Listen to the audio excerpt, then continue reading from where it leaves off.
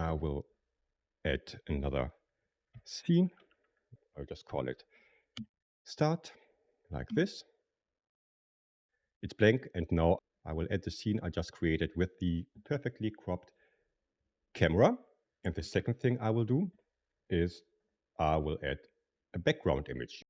This one, which matches the colors of my head and my brand, and it covers my face, of course. So I will put my camera to the top, and I will resize my camera a little bit, and I can move it around. I can just press Control D so that it's in the middle. Normally, I would actually look what the dimensions are so that they are all equal, and I'll lock the camera in place so I cannot move it around, and I do the same for the background.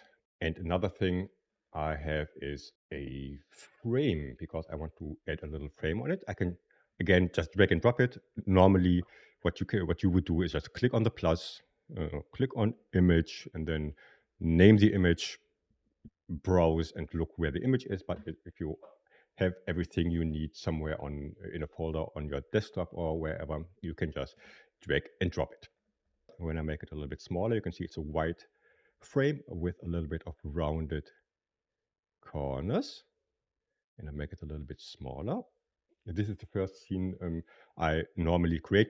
You definitely need a scene that only shows your face, and I try to keep the edges or the background as small as possible so that people can see your face in a Zoom call, or if you're streaming or using the virtual camera in any other tool.